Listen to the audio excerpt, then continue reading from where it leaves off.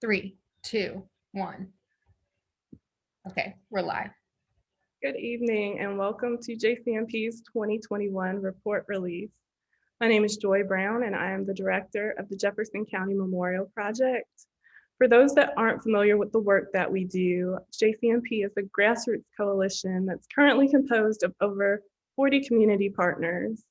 Together, we will complete the 4 goals of JCMP, including researching our documented racial terror victims and their descendants, educating the public on the importance of this history, placing historical markers at lynching sites, and retrieving our monument from the National Memorial for Peace and Justice, and advocating where racial injustice still exists today.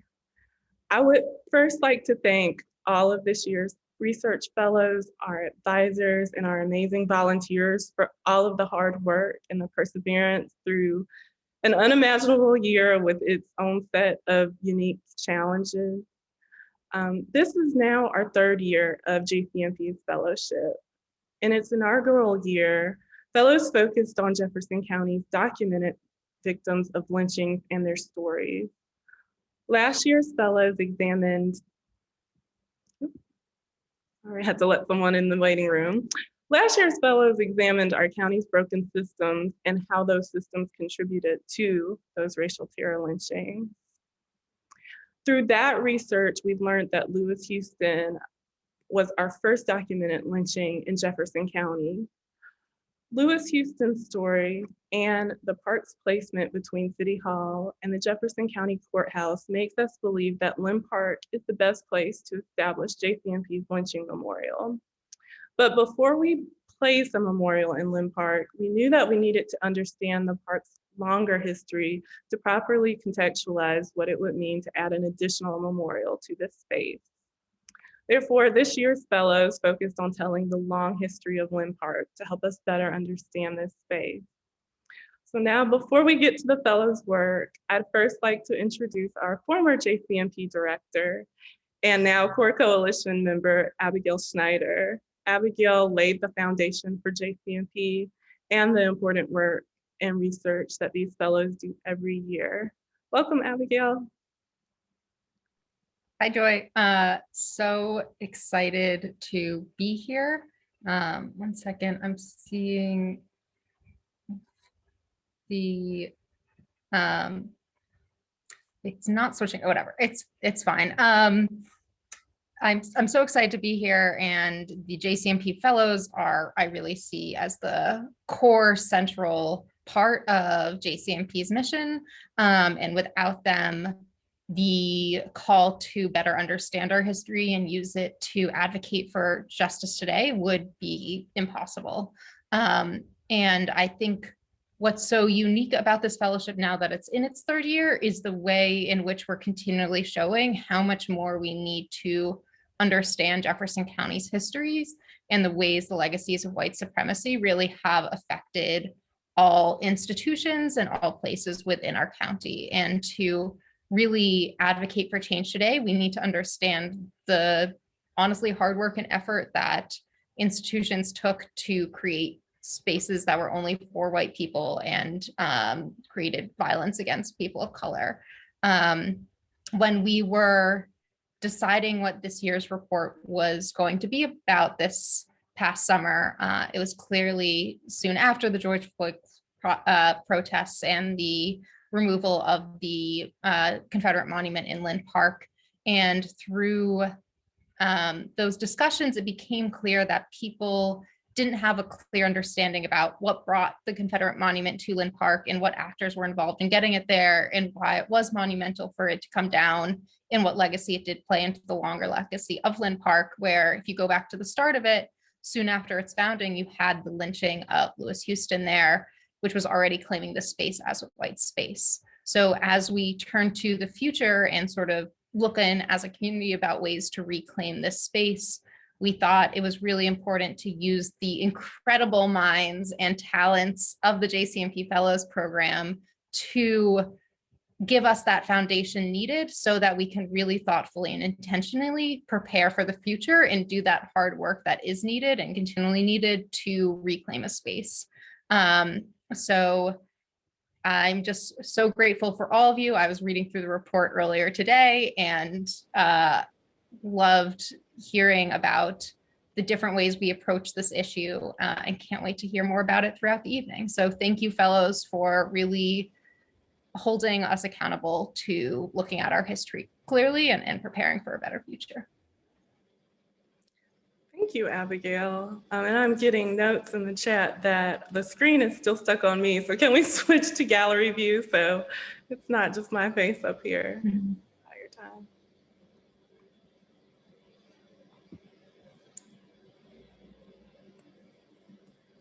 Okay, I think we may be good now.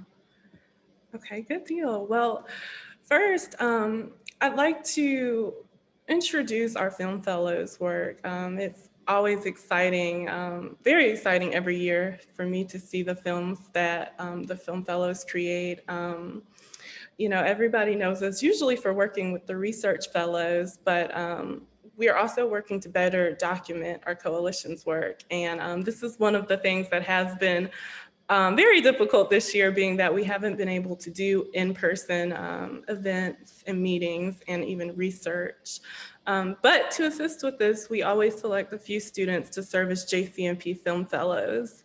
These fellows work closely with Michelle Foreman, who is Director of Media Studies at UAB, to film and create content around our events. Fellows must have experience with digital video production, either through formal production courses or equivalent experiences.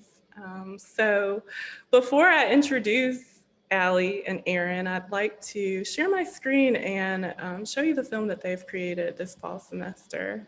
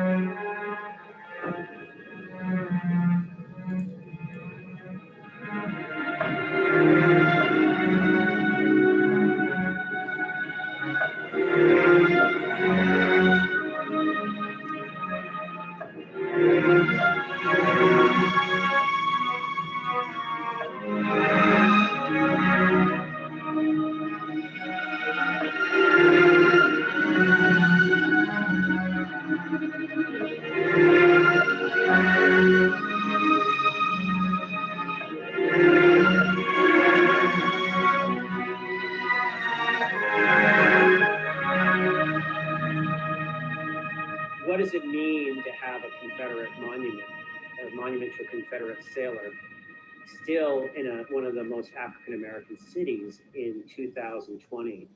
Since the beginning of the United States, this experiment in democracy, people have sort of looked at the United States to determine if we as Americans can live up to the values that we profess with the Declaration of Independence and the Enlightenment ideas of equality and democracy.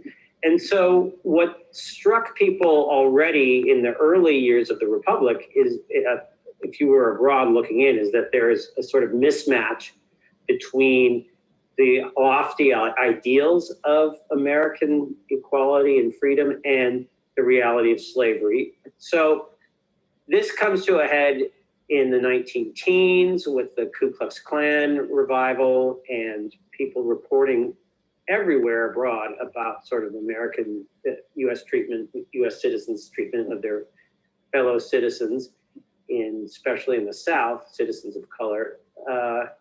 Again, World War I, people focus on the reality that African Americans are fighting for democracy abroad, but don't have it, experience it at home. I became interested in historical memory when I was a graduate student and went to Germany. So I remember going into a small school where we had some classes in German, and a friend of mine and I found a bunch of textbooks for middle schoolers, and the whole section that dealt with the Holocaust and the persecution of Jews and German crimes during World War II had been torn out systematically. That sparked my interest in how a country or people individually deal with the past. Interestingly, Germany is set up as the kind of model of how historical memory should work. So Germany is a case, post-war West Germany and now Germany is an example of how you've built a democracy around a culture of memory. So when you go to Germany now, you'll see monuments everywhere to the crimes under National Socialism. In the case of what's going on now, and especially last summer in 2020 with Linn Park, you see this sort of sped up attempt to come to terms with the past through things like monuments. So it's really symbolic of the delayed work that we still have ahead of us in dealing with the past. You can't have statues to the fallen, to the sort of the losers in a war. So, and to some African-American people and others having these statues, like having statues of Nazis in Germany, not just decades, but centuries, a century plus after the end of Civil War. It's interesting to see how what began, at least for this most recent version of sort of activism with the killing of George Floyd in Minnesota, then spread to other countries, the protests, and then took on their sort of local flavor and had to deal not so much with the treatment of African Americans per se during 2020, though that was a huge issue, but also with the colonial past. And so it's kind of an international movement that shows in some ways the United States is still at the forefront of these discussions, but also that the kind of activism that you see that inspired people, that it still has a ripple effect in that this is a transnational dialogue. I understand the frustration and the anger that you have. I understand it's directed at something that's systemic as this statute. I just think it makes sense in this time of brutality and in time of awakening, hopefully with lasting results around Black rights and Black Lives Matter, that you remove this kind of statue, which is honoring a person who stood for a very painful and very evil cause. I think the JCMP, the Jefferson County Memorial Project approach to this in conjunction with the Equal Justice Initiative is really, really powerful. So I was able to visit a couple times, both the monument and museum in Montgomery. And I watched, even as the museum was being built, how much Brian Stevenson was inspired by a specific project in Germany called Stumbling Stones, which is all over the cities of Germany. You find markers where Jews lived before they were deported and in most cases murdered by the Nazis. And so it becomes part of daily life. And so here too, in the case of the JCMP, it's not that you would necessarily stumble across a marker at every point as you're walking through the city. The question of how to remember the past is one that if you had an easy answer to, there would be something wrong, I think, because I think part of the process of collective memory or national memory is not just somehow finding a cookie cutter mode or way of remembering the past and then doing it right, but it's the struggles not just about what happened and how to and whether to commemorate it, but to how to commemorate it in a way that's tasteful but provocative. I do worry that all those monuments set to be retrieved from Montgomery are going to stay there for a long time because communities will not do that work. And I think that's powerful unto itself. If you were to go to Montgomery and find that only 5 or 6 have been claimed, that's a sign of how much work we have to do. And so I think when somebody says, you know, tear down all the statues and that's the end of it, that's not necessarily doing the kind of work that you want, which is to sort of have the public sort of struggle.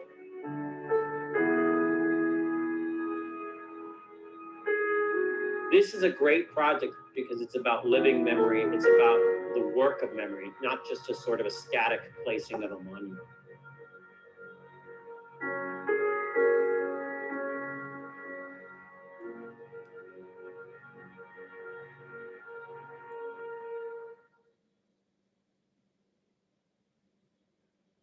Thank you, Allie and Aaron, for that powerful video. I'd like to introduce you all now and bring you all to the forefront to just gather your thoughts and reflections on what it was like doing this work this semester, in particular having to be very creative on figuring out ways how to create this film with challenges of COVID, of course, this semester. So welcome, Allie, Aaron. And if you guys don't mind, I am actually watching the stream, so I'm going to try, and I see it's just my face showing up. So I'm going to try to spotlight you guys as you speak so you guys can show up on the live stream. Well, thank you so much for Joy for having us. I guess I'll just first tell you a little bit about the early development of our film. So we actually came up with this idea back in Michelle Foreman's film class in 2020, and we actually interviewed Abigail, who's here tonight, for that project. And of course, that ended up taking on a different form because of COVID. But the original idea was sort of came to us because we were seeing these various news stories, and one of them was about the preservation of Martin Luther King Jr.'s jail cell, and another one was about, you know, trying to tear down the Confederate Monument. So that kind of got us thinking, what is historical memory? What is worth remembering, and kind of how do we remember it? So our original project was going to focus in on the monument, and then we were going to interview all these people, and then COVID hit, and so we could do some of it, and we have a lot of B-roll from before COVID. So obviously, while the monument is still standing, but then while we were in lockdown, we started seeing. Obviously, we heard the news about George Floyd, and we saw all the protests going on across the country. And we were kind of all texting each other like, wow, like, wasn't this timely? We were just talking about this. And of course, the nation had been talking about it as well. So, you know, while there had been much controversy over the park, I think that was highlighted over the summer. And that's kind of where JCMP kind of came in and took over the project.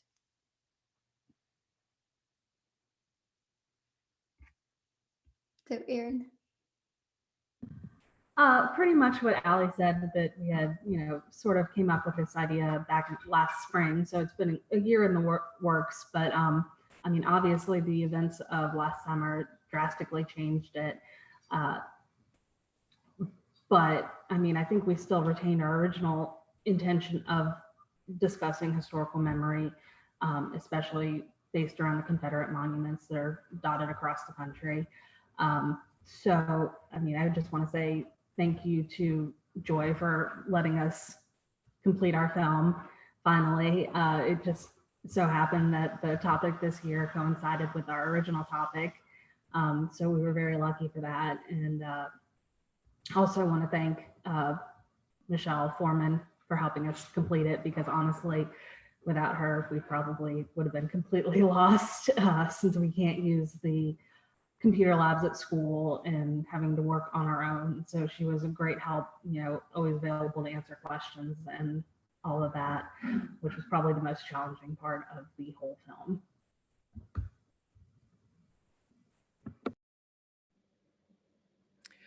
Thank you, Allie and Aaron. You guys did such an amazing job considering the circumstances, and it was an extremely powerful video. For those interested in watching the video again, it will be uploaded to our YouTube channel for you all to view at any point after this live stream. So now I would like to, oh, do I still have the spotlight on you, Aaron? Okay, I think I took it off.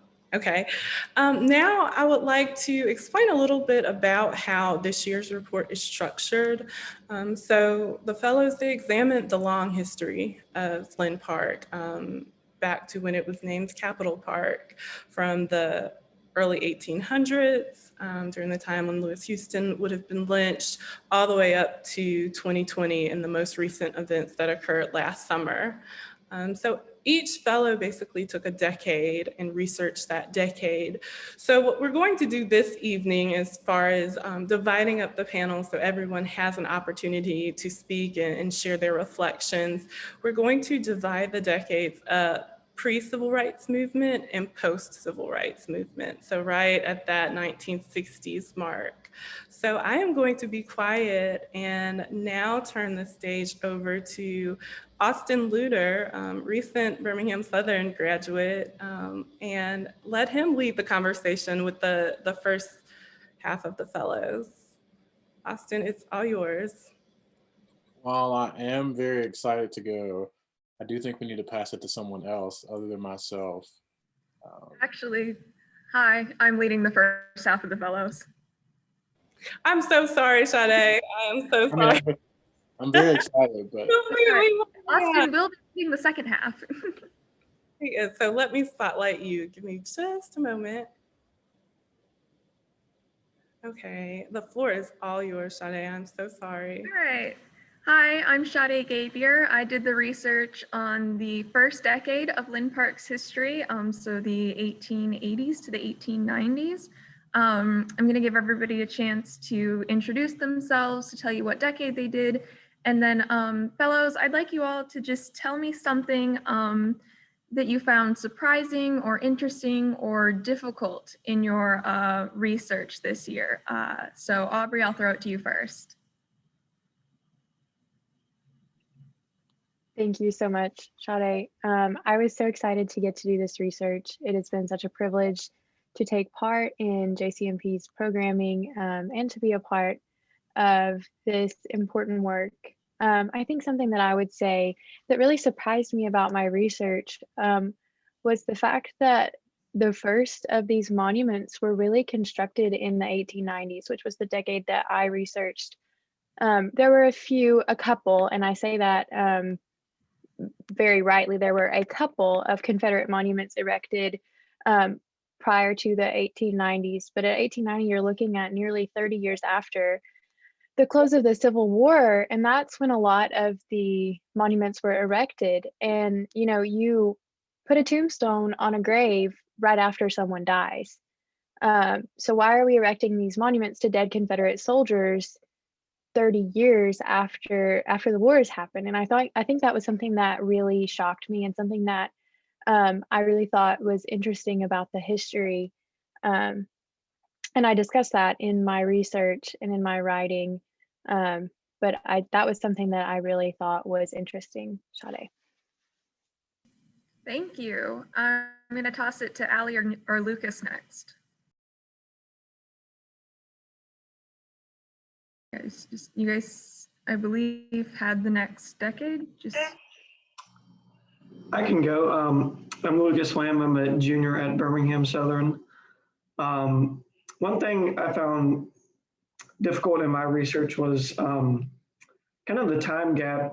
I researched a statue that was erected in the late at the beginning of the century for Dr. William Elias B. Davis, and had to go back, over a century to get research on this man. And one of the main themes of my research was finding out why we memorialize certain people. And while I found Dr. Davis was incredibly important to Birmingham and Alabama medical community, there was no way to gain perspective into his personality or the quality of this character. He was the son of a Confederate soldier. And there's things we could infer about his perspective, but those inferences don't make for, sound historical writing. So for me, I'd say the distance in time would be one of the challenges I found in my research. I'm Allie Brinson. I am a senior at Birmingham Southern. I focused on the unveiling of the monument. One thing that I found particularly interesting in my research was the involvement of women in actually unveiling these monuments. It was really interesting to see how gender dynamics plays such a role in memorialization. Thank you. That is really interesting. I am going to call on Laura next. Thank you, Shani. Oh, is there another? Oh, did you say Lauren or Laura? Laura. Then we will get to Lauren because we are all in the same group. All right. Well, hey, y'all. I'm Laura Kwiatkowski. I am a second year in my master's at UAB. I'm getting a master's degree in the anthropology of peace and human rights. And I did the decade of 1910 to 1920. And I really honed in on the reunion of the United Confederate Veterans, which was hosted in Central Park, which was Linn Park in the past. That was in 1916. And I just found it really intriguing and also appalling how 15,000 Confederate veterans and guests traveled to Birmingham and referred to this as the reunion of the brave. Another thing that I found intriguing was that there was a parade that was about 15 blocks long, and it had Boy Scouts marching with Klan members. And my heart definitely sank when I saw pictures, but I did include them in my report to incorporate these monumental photographs to emphasize the racial injustice and racism that took place. But I thought that finding information on this topic was really challenging, especially due to the fact that I wasn't able to access any hard copies of archival records at the Jefferson County Libraries due to COVID. But the trickiest part actually was coping with the fact that it seems like America has not progressed much since 1916. I mean, we all have held witness to that, especially what happened with January 6th, but I don't want to go off on a tangent about that. But to provide a sliver of hope, Linn Park now has definitely held numerous peace protests. So that's been really helpful and a glimmer of hope to everybody, but I really appreciated having been a part of this and utilizing my privilege. So thank you. Thank you, Laura. I believe we have Libby next. Yes, hi everyone. I'm Libby. I'm a senior at Stanford. I'm studying law, politics, and society, and I researched 1920s, which included specifically in 1921 President Harding's speech in the park, and in 1923 the dedication of the World War I Memorial.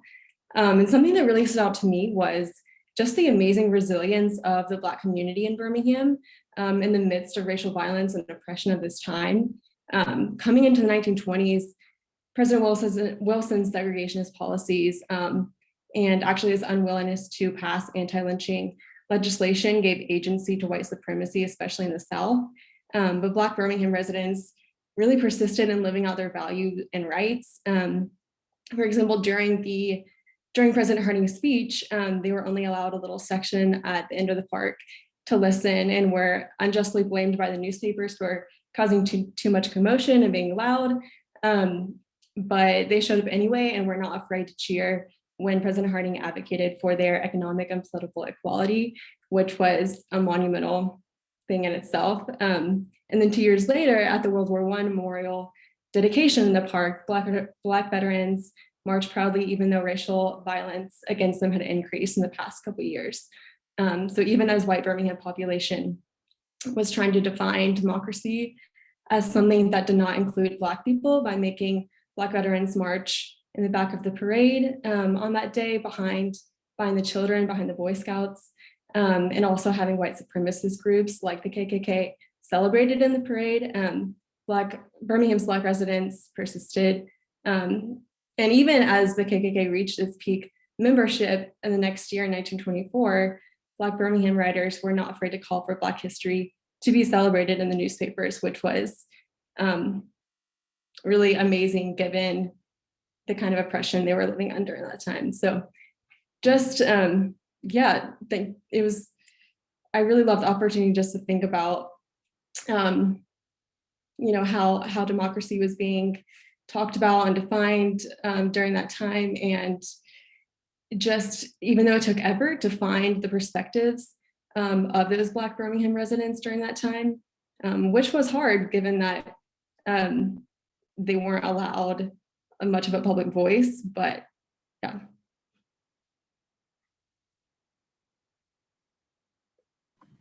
All right, thank you. I believe Abby also had the same era. Hey, my name is Abby Poole, and I am at the University of Alabama at Birmingham, studying social work, and I'm getting my master's. And I talked about the beautification trends of Linn Park, and I also talked about the opening of the Birmingham Public Library.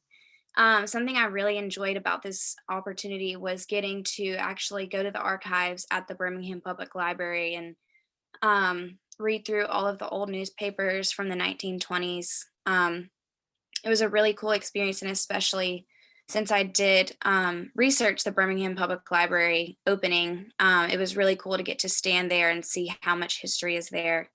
The Birmingham Public Library actually burned down before they finally built the one that is still standing today, and it was opened in April of 1927. So I really enjoyed getting to do this research, and I learned so much from it. All right, thank you, Abby. Next we have Lauren. Hi, so I'm Linn Barnett, and I'm a sophomore at Birmingham Southern. And my research was focused on Confederate Memorial Day services that were held throughout my decade in Linn Park, and kind of how those services were used to glorify the Confederacy and uphold Confederate ideals long after the Civil War had ended. And I think one of the things that I found most surprising in my research was just how explicit the lost cause language that they used truly was within these primary sources, because I was also looking through newspapers. We all kind of know that these ideals were really prevalent throughout these time periods, but just to see them written in these newspapers as you're searching through your sources was just kind of shocking to me. So I really enjoyed getting the chance to go through this research and just this opportunity. So. All right, thank you. Next, I believe we have Danae. Hi, everyone. First, I would like to say that I am very grateful to have be a part of this work, of this research.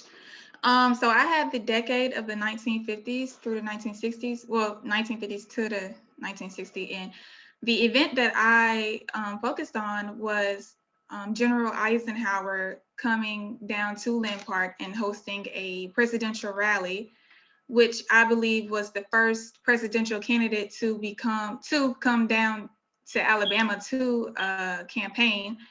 And so what I took from that, I basically looked at his administration, and what struck me the most is his complicitness, which actually helps accelerated the civil rights movement that we see in the 60s.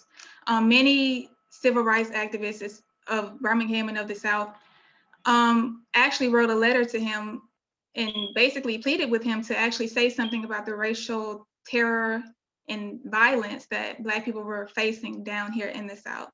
So, that's it.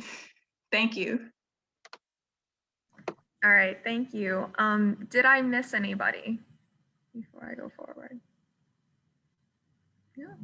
All right, well, once again, I'm Sade, and just going backwards a little bit, I had the very first decade So something that I found difficult and something that a couple of the fellows have touched on, and I think especially with us having such a long time period, like Lucas touched on, was that it was difficult to find sources at times, especially because we were working in COVID and we were mostly working with online archives. With the distance, that it was difficult sometimes to find sources. And then with that, I was really interested in where the media chose to focus at the time. My decade did include the lynching of Lewis Houston, who was the first person lynched in Jefferson County that we have record of. And so with that, I found in my research that there were really only about 2 articles at the time that even spoke about his lynching, with one of them being mostly a copy from the first. And so I found it very interesting what the media chose to focus on. And even in the park at that time, there was a exposition event in which the governor of Alabama attended and spoke at the park less than 2 years after Lewis Houston had been lynched in that spot. And it was something that he did not mention at all in his speech, which is not something I think would happen today, that if a prominent leader was giving a speech in a spot where a person had very recently been murdered, that it was something that they would bring up, that they would mention, that they would honor, but it was largely ignored at the time, which I found both interesting and a bit difficult to digest. All right, so I'm going to throw a question back to the fellows now and just ask you guys, anybody can answer this one. What do you think that you've learned working on this project that you're going to take with you into your further works, your education, your career, that sort of thing?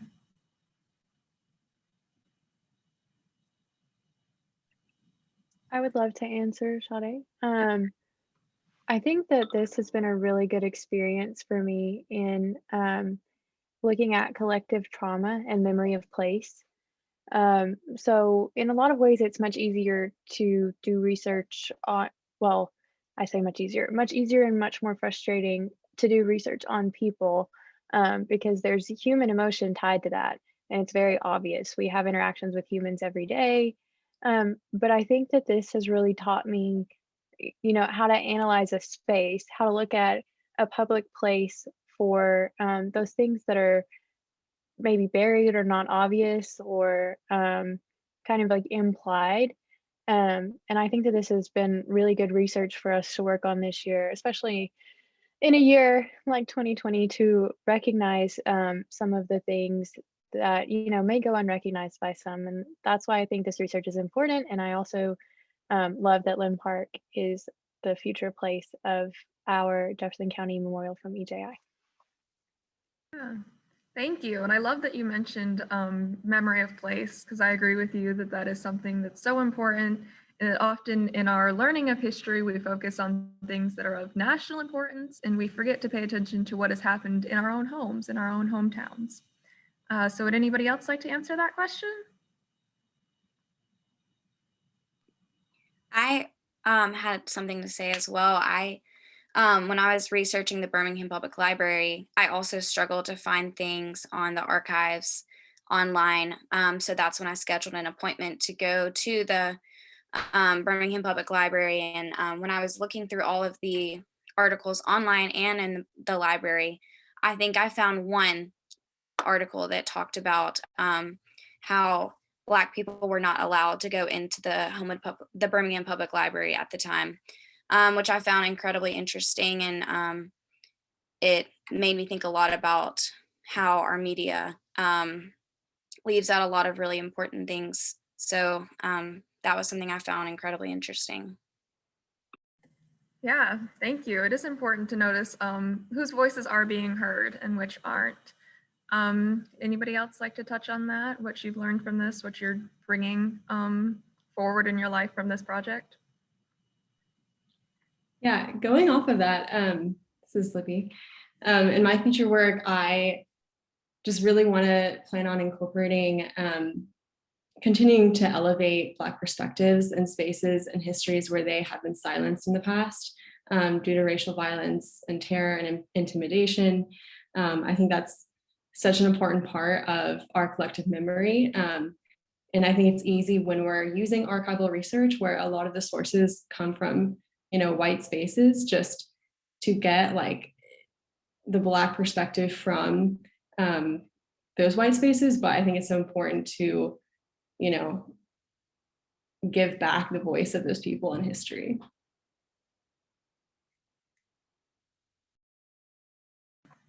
Yeah, thank you. All right, I think we have time for one more and then we'll pass it off to the next group. Anybody else? Or we can pass it off now. All right, thank you guys. And Austin, I'll let you take it from here. Thank you. And good evening to everyone that's with us. So happy to be sharing our report with everyone.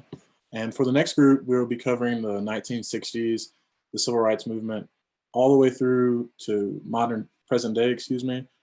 And for our group, I'll call on a fellow, and if you could introduce yourself, say which institution you're at, and then I'll pose a question individually to you, and then we'll come back for a group discussion.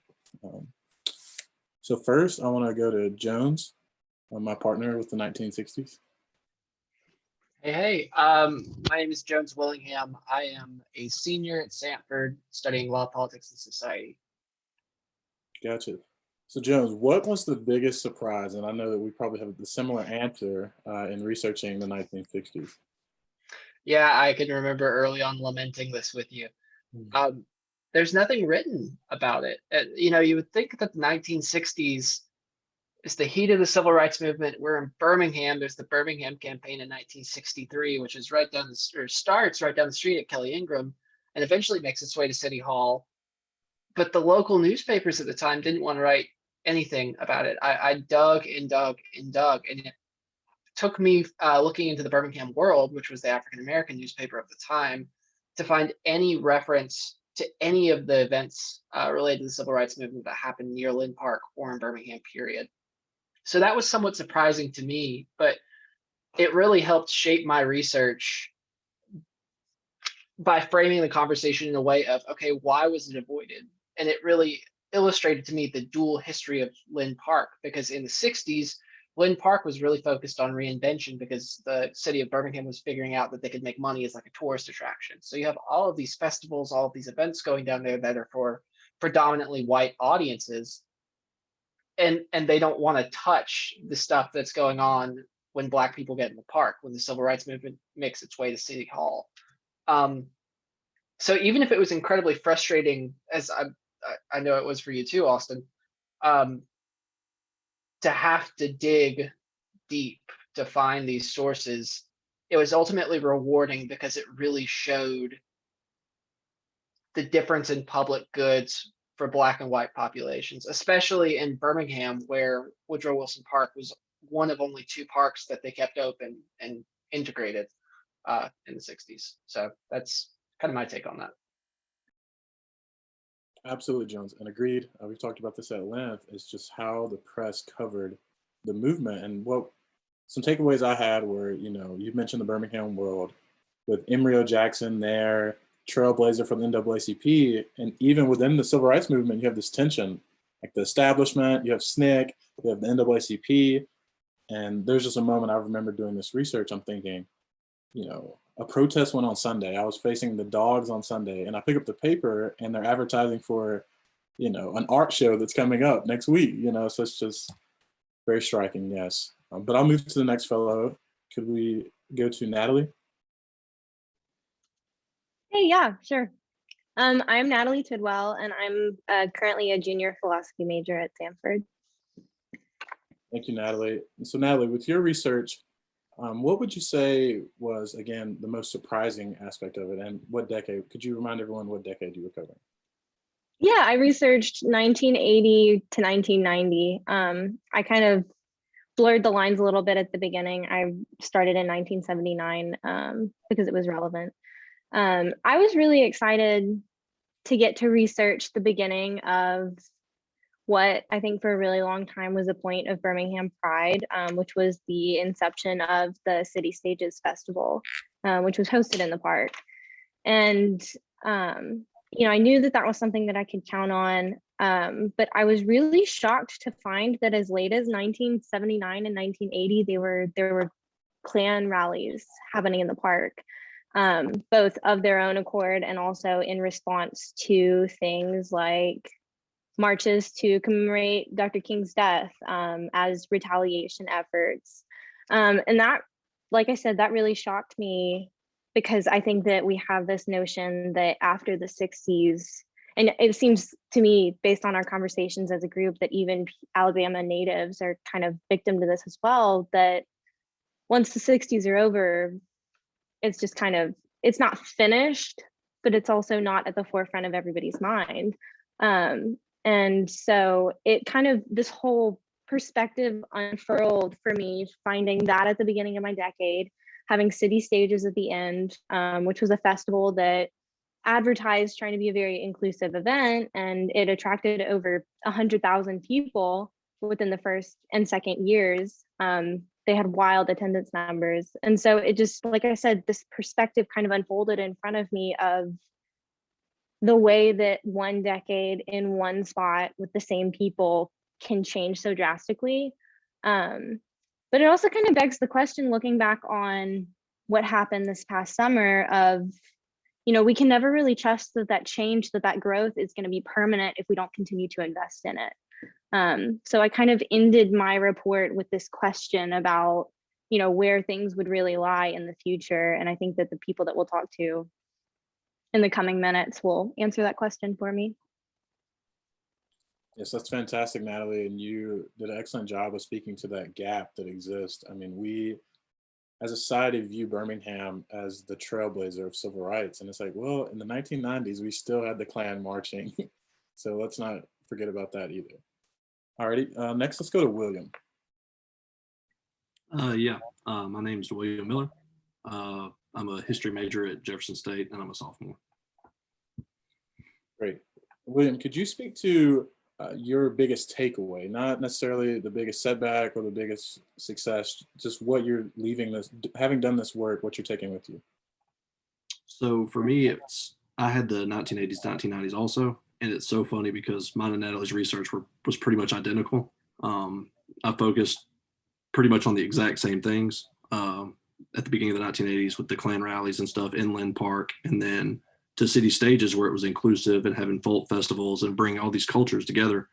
And to me, it's just the perception of how much something can change in a decade. We tend to think of these public spaces, these parks as just spaces, but they really do have kind of a life based on the events that take place in the park or in the public spaces. And it was just really intriguing to me. Yeah, reading you two's work about City Stages, which I had no idea about, like the Commodores, James Brown, the Killers, like everyone is here performing in front of thousands of people, and yet we still have these white supremacist groups moving in on the park, wild. Yes, so thank you for that, William. Next, let's move to Leo.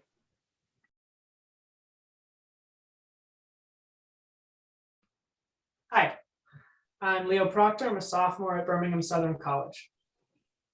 Great, Leo. We'll keep the train rolling, and we've talked about your research one-on-one. So just go ahead and tell us what your biggest surprise was.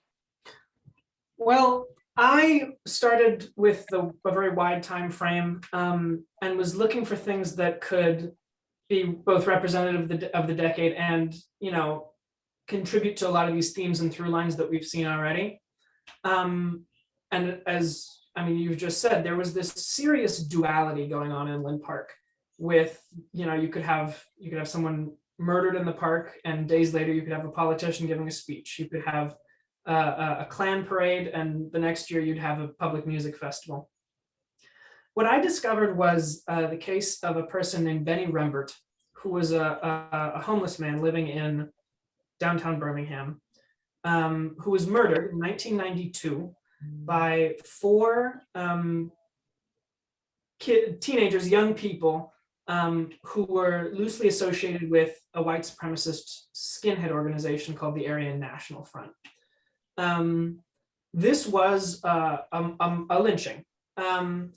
And what you see happening in Linn Park after that event is that duality perpetuated and continued in the most intense way.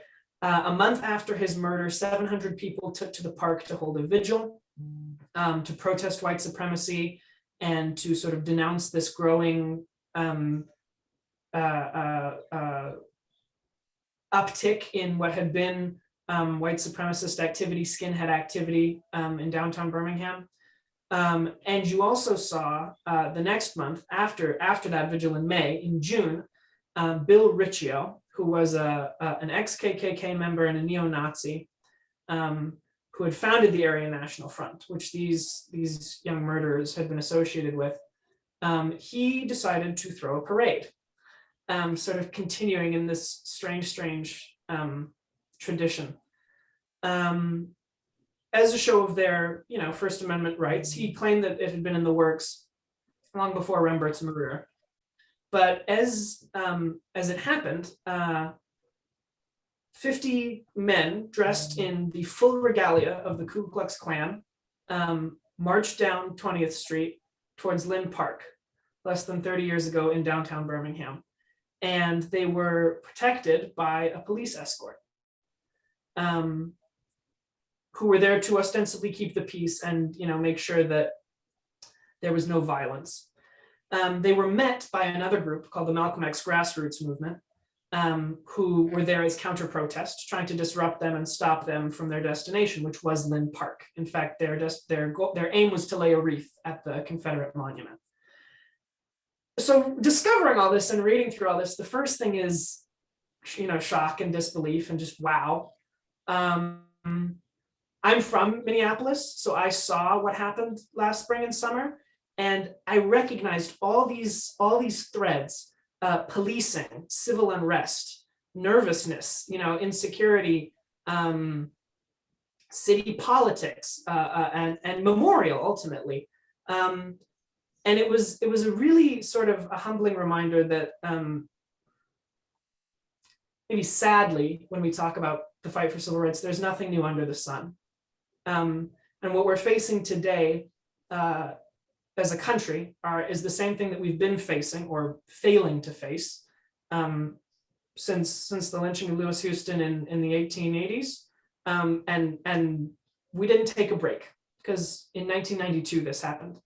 And as strange as it might have been then, you pick that thread out, and I think it just becomes incredibly clear what we're dealing with and what Linn Park has been dealing with and what it's meant to people. So it was an incredible, painful, strange story to discover.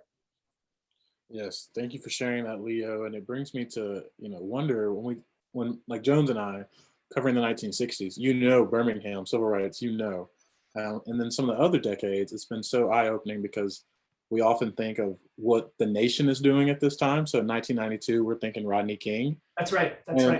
And yeah, what was going on in Birmingham, and right. Now I wonder those same things as each event develops in our country. Yes. Thank you, Leo. Next, can we go to Sarah Morgan?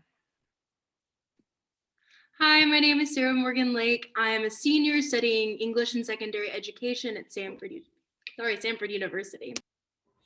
And what decade did you have, Sarah? I'm sorry. Oh, I'm sorry. I also studied the 1990s to 2000s, those 2 decades. All right. So, Sarah, we've heard, this has kind of been a shared experience for all us fellows, like the difficulty in doing this work. If I could ask just what kept you going? I mean, we haven't got to see each other in person, ever really. And, we've been at this for a while now. So what kept you motivated? Honestly, this was a very difficult report for me to write anyway, because I had so many things happening to me in my personal life while I was writing this report. And I think the thing that kept me going was the fact that I so wanted to be a part of this report and to be a part of this group that was doing so much important work to bring the memorial back to Jefferson County.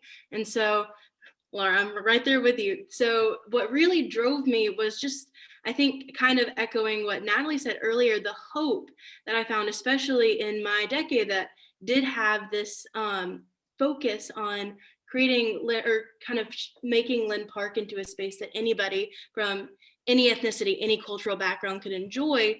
That hope that Linn Park could be used as that because of the work that the Jefferson County Memorial Project is doing kept me going, even without, having face-to-face support and getting to be with all the fellows. The importance of what we were doing is the thing that kept me going. Thank you. Great, thank you for sharing that. And I think that's kind of underlying our mission is tearing down this duality. I mean, it's one part, but it was very, very different space. Next, can we go to Daria?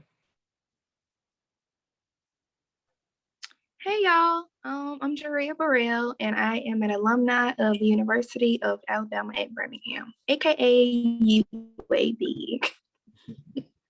All right, and which decade did you have?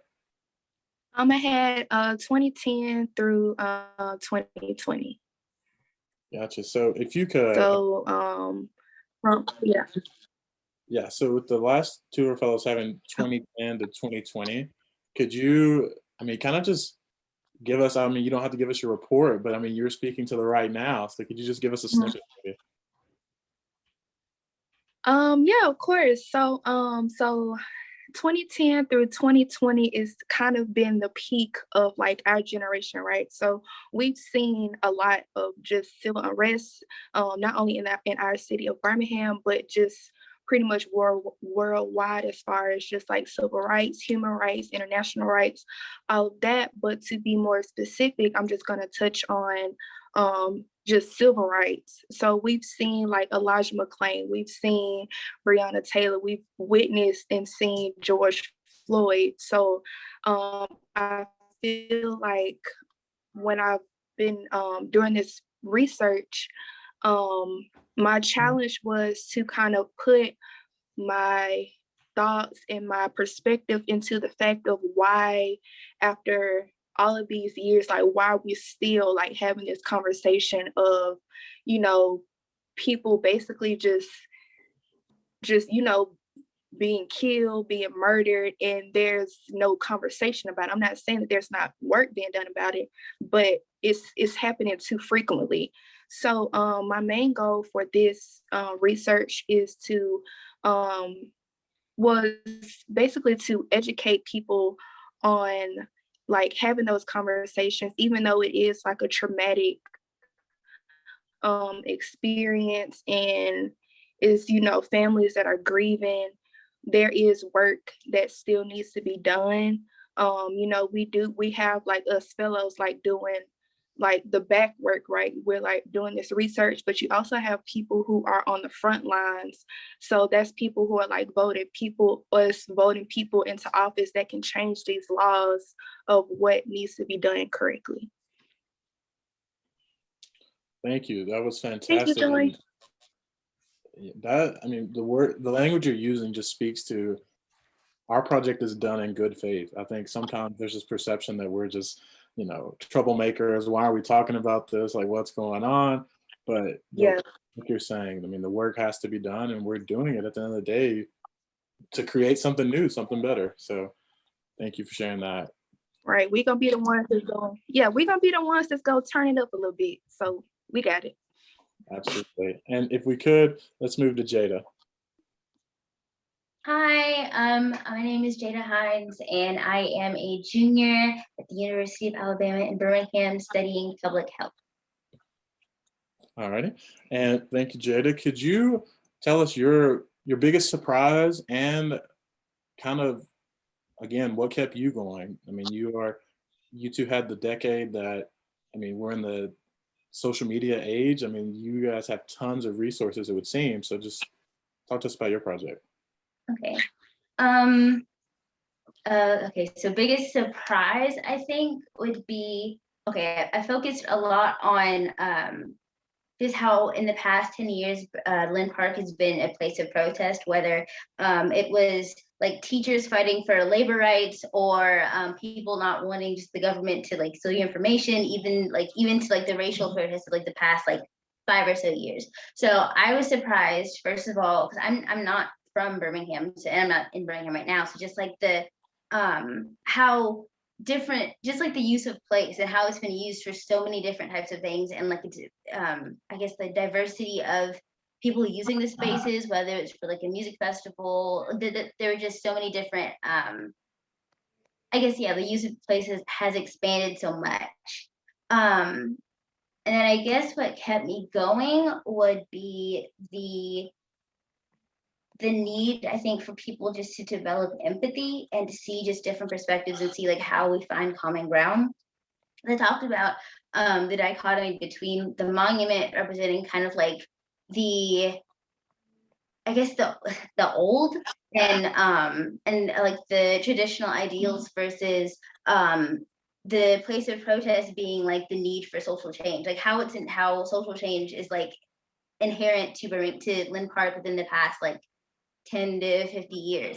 And I guess just the need for people who I guess associate or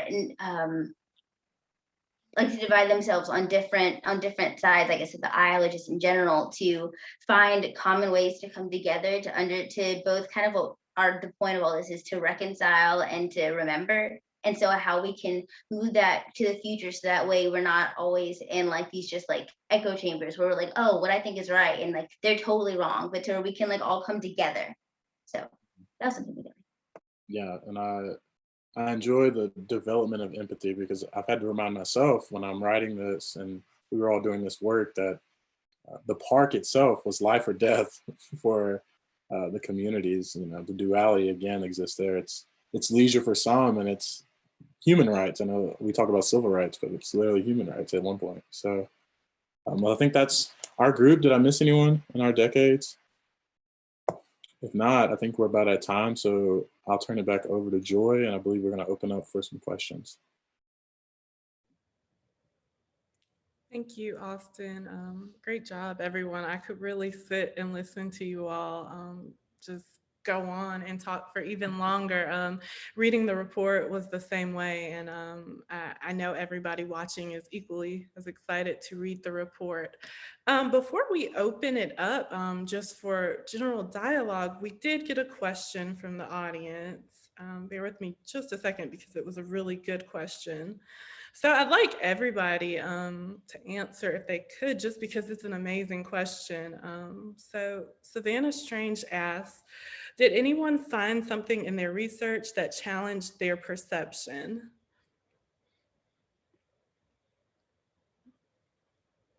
And whoever would like to take it first. I can go. For me, in the 60s, particularly, me and Austin were talking about like the other festivals that they would hold. And there's obviously the specter of white supremacy that hangs over the park.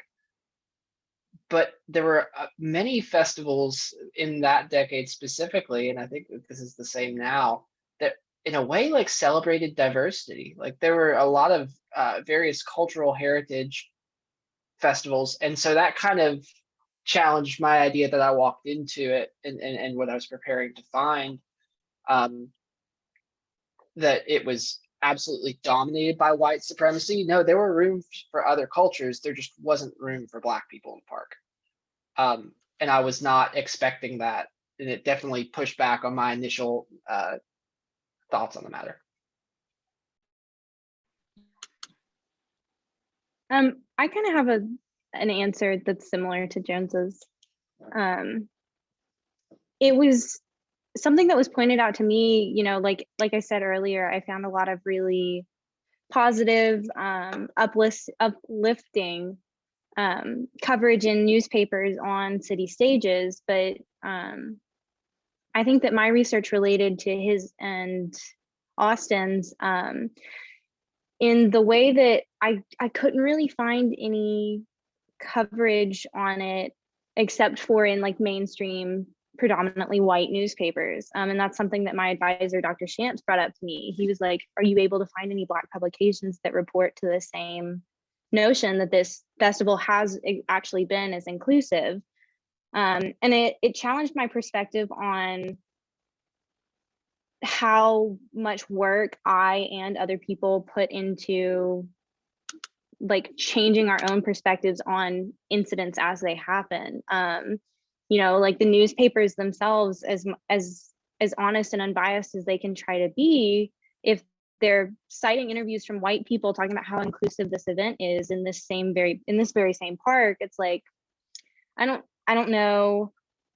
I think what I'm trying to say is that it changed my perspective in knowing that I can't just stop at newspapers that might be reporting this as the way that I would expect it to go and just trust that the box is checked and that's the most honest coverage of it. I have to find ways to listen to the voices of the people who really need to have a say so. And that was kind of eye-opening for me. If I could add quickly on the perception and perspective, for me, and I don't mean this in a negative, but my perception of Birmingham changed not drastically to a point, especially when we're talking about the 80s and 90s.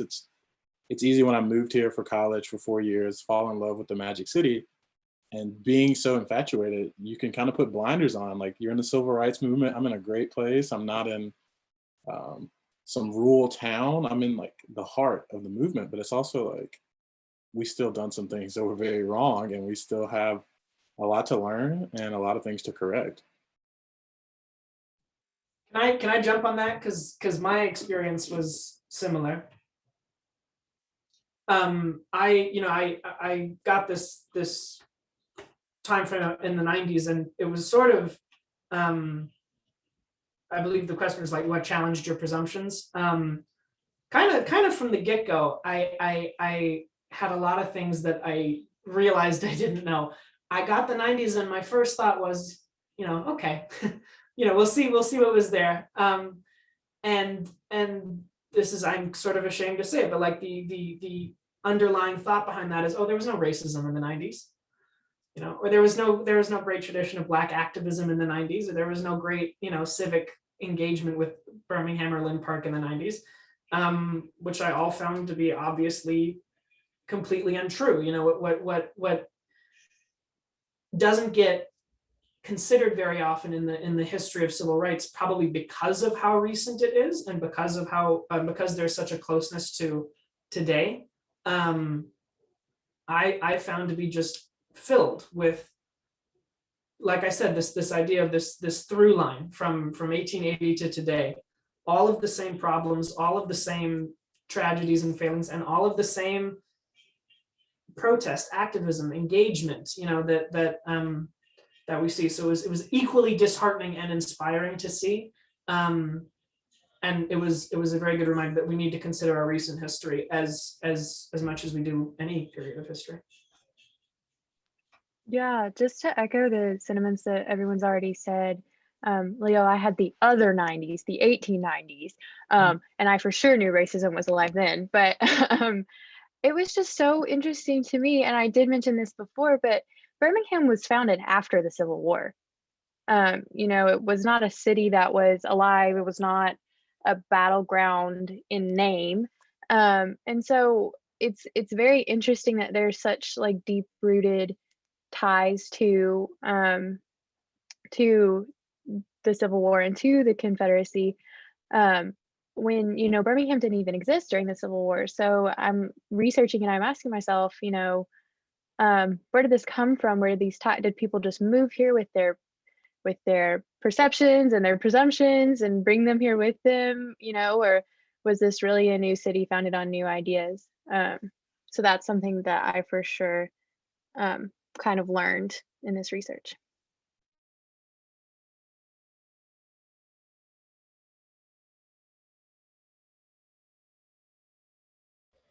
All right. If nobody else would like to answer that question, we just got I'll say something really, really quick. Yeah.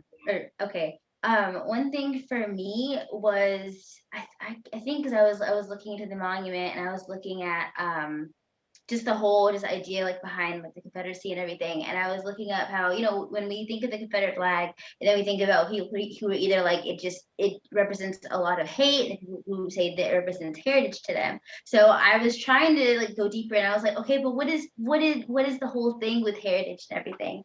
And I read like some type of like college written article like a news article, and I think in it, the person was saying that basically, I don't know if they said this, but I kind of realized that it kind of has to do with, I guess, resilience and the need like for resilience. Because remember, right between the 60s and the 1890s, there was Reconstruction where like the Union soldiers came down and there was a whole bunch of chaos and everything, people were homeless and everything. So I think in a weird way, it represents just resilience over time of being like, hey, we're still here in the South. But the thing is with it, it forgets to include the perspective of African Americans and other like marginalized groups that have been in the South that have lived here that are also are like, well, yeah, but also don't use violence against us. Like we matter as well. So that was really, really interesting to me that I hadn't really thought about that perspective before.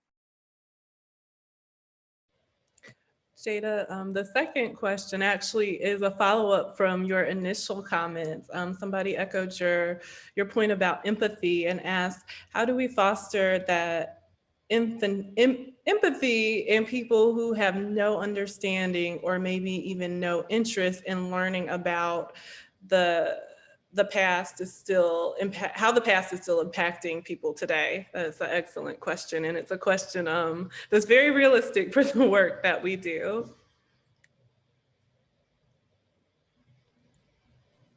I think I would say Can I answer on that one? Go ahead. Sure. No, go ahead. You go first. Oh, I was just gonna quickly say that's the $1 million question. But I guess my initial response to that question is that day in and day out, we have to choose hope, and hope goes along with community. And as far out as someone may seem like with our ideas, you have to keep reaching because it's just not going to happen in the ways that we want. But yes, I'm looking for the answer to that question too.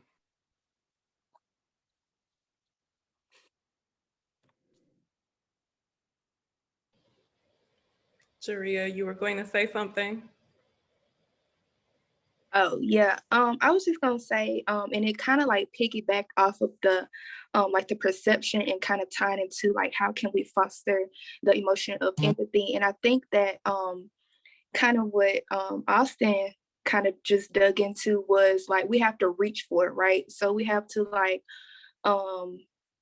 have like this continuous phase of like educating ourselves, because we've all learned in elementary school, middle school, high school, college, like the materials that we learn are not all given to us in a fashion of our teachers or our professors just giving us the answer.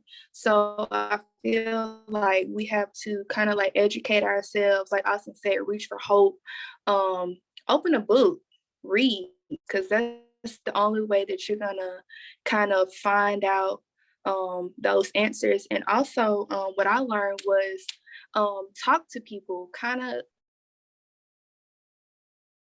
like what they think about talked about, because you can't always have like a closed mind on what you think. Like I may think somebody else may think like completely different, and that was like kind of the main thing that I wanted to touch on in my report, was that the information that I receive or the information that I'm giving out is not just a one-way street, it's a two-way street. Like I'm giving you information, you're giving me information, I'm learning from you, you're learning from me. So I just think that's super important. I think that I think education is also a good answer to that. Maybe in a little bit, I think my answer differs a little bit in content though. I had the privilege at Samford to hear Anthony Ray Hinton speak for one of our distinguished authors, he was taken off, or he was successfully removed from death row by Bryan Stevenson in I think 2015, but don't quote me on that. But part of his speech, part of what he talked about was how hate is taught, and how he met people who had been taught to hate for so long that it took them, some people never unlearn that, but some people can unlearn that with years of dedication and like really contemplating themselves and how they feel. But I think that it's education, but I think it's education about compassion an education about being able to recognize the struggles of one another and being able to say, what can we do for each other one-on-one? What can I do for you and what can you do for me? But also as a society, like, I don't know, I hope that we all would want to heal these wounds. And if there are people who don't want that, I think it's just because they don't know any better yet. I think we have to educate them on why they should care. I think that's part of being an intelligent society, part of being our species, being communicative, living in community with one another. We have to figure out ways to teach people why it's important to be compassionate. And if I could add really quickly, I'm sorry, that I think that's the important part of the project this year and how it's focusing on space and place is that education is very important. And like, I'm a big believer in, if everyone reads these books, life would get better. But at the same time, when we look at space and place, like similar to institutions, these give people agency to act. We're not, we're thinking about segregated water fountains. The water fountains being separated told someone that this person was not a person at all. So, whether it's monuments, water fountains, going through the back door, sitting in separate seats on the bus, I think space is starting to become very important in our culture today. Oh, sorry, go for it, Jones. You got it. I can't tell who's talking. I just wanted to come in for a sec and talk about it. Austin, you just said you're one of those people that believe if you just like read all these books, it'd be good. Touching back on what Libby said earlier, I also think it's important that at this crucial moment to grow empathy, we elevate Black voices. And it's a little weird, like saying that as a white guy, but at the same time, there's a difference between like allyship and what some might consider like self-help. In order to grow others, we need to elevate others to speak in positions that they might not be able to otherwise. If I could go, hi, it's Sarah Morgan again. So one of the things I've learned the most about empathy, and empathy being something that is really important to me because it's my entire framework for understanding how education, especially English education, which is what I'm studying, works. And I think that the most important part of empathy is that you are surrounded by people to empathize with them. If you don't see somebody, if you don't understand somebody, if you're not in this shared space with somebody else, you're never going to empathize with them because you don't know who they are. You can't advocate for them. You can't be there for them, and you'll never understand what they're going through. And even though obviously as a white person, I have privileges that completely, I could never understand what a Black person in America goes through, but I can still foster that empathy and still work with that by listening to stories that Black people share, by standing up for my friends and being in those spaces to be able to advocate for them. And so empathy is something that comes from stories. And I think it's really interesting what Austin says, that our landscape tells those stories just as much as the stories that we read in English class or in history class do. And so through those stories and then through making sure that everyone gets to be heard and that we do open up these spaces, whether it be in a classroom or geographically, to every voice that needs to be heard. That is how we foster empathy and how we can, I don't know the answer to how do we get people who don't want to listen, but I think that giving them the opportunity to listen and sharing more voices is what is important to fostering empathy, even in people who might not otherwise seek it out. Yeah, Sarah, I love that point about empathy in space. You just reminded me of something that Brian Stevenson says in his book, Just Mercy, how his internship in Atlanta was actually what like motivated him to go into the work that he is in now, because he was in proximity with people in prison. And before that, he was learning in a classroom setting, which is so important. But I think one of the things that's so exciting about the research that we're doing and just thinking about how spaces can be used is, having a physical space where people can come together and, not just read about history, which is so important, but, talk to one another and process the, historical memory and the monument together. I think that's a huge motivation for me in doing this work. Thank you all. Those are all extremely valid points. And so we got one last question in the chat, and I think it is the perfect question to wrap up and take us out on. So now that you've done this year of research, or half of the year of research, what's next? And by that, meaning what's next, as in how has this impacted what you will now do next in your studies, in your work, and in your life?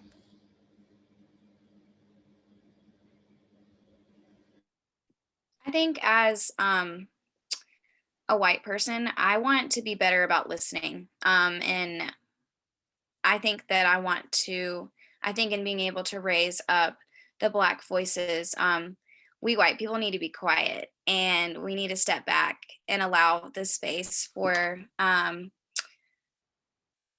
Black people to speak and talk about what needs to be heard. So, yeah.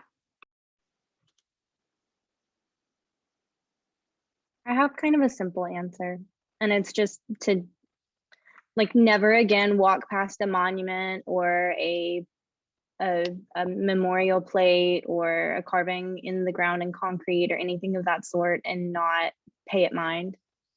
Because I don't know, none of us can know what kind of work. I mean, we all worked really hard on the things that we've done this year, and so did the fellows before us and before them. And this is important stuff. And even if it's not something positive, even if it is something to the likeness of a Confederate statue, it's good to know. We're better knowing. So I think that the most simple answer is to pay attention to my landscape, because people put things like this, people do the things like we're trying to do for a reason.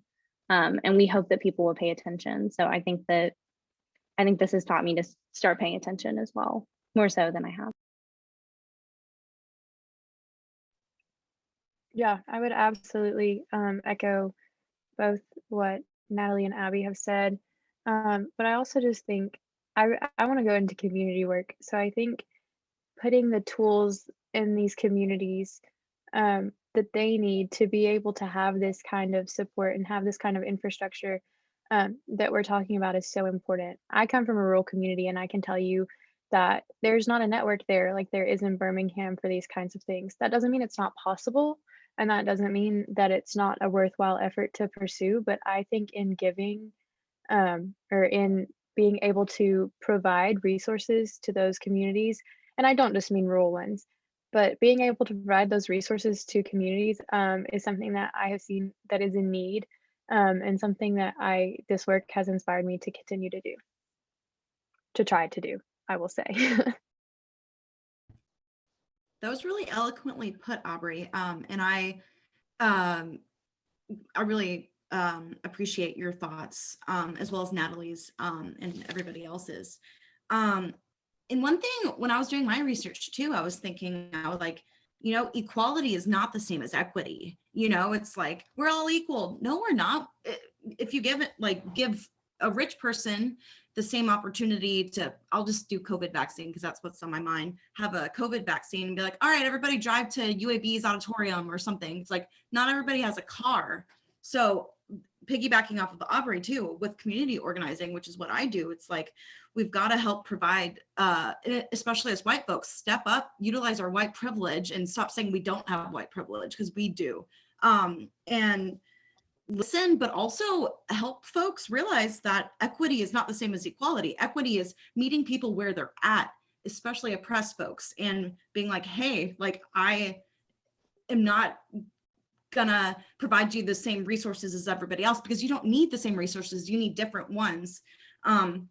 And that's one thing that I will definitely take away from this, as well as whenever I go to Linn Park again for a peaceful protest, I can never look at the trees or anything the same again, like never, especially like when I was doing mine on the 1910s,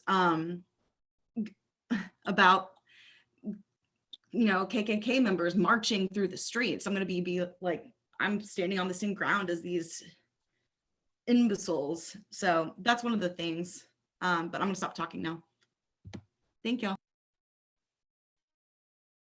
I think what I'll take with me, and it was a good reminder, and it's kind of the old, I think it's the ACLU slogan that dissent is patriotic. And, it's just a reminder that, we can be critical of the places we care the most about and in productive ways. So. Yeah, I agree with that with Austin. That's something that I'm going to take about how we can be critical of places. And at least like in my future, I'm next year pursuing a master's in museum education. So from this work, I've taken a lot about how, not just how we learn about our past, but how we teach it, and especially how we teach about things that are difficult for people to hear at times, and how we still make that learning accessible.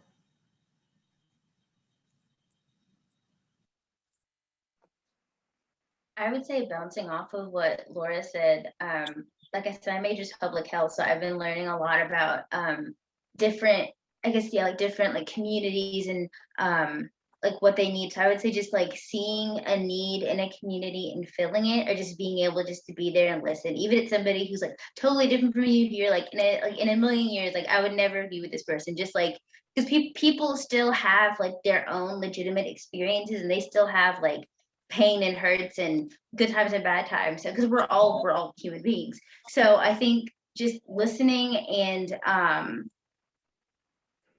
yeah, being present like in a community space to be like, okay, how can I help? How can I be aware and be active and make a change?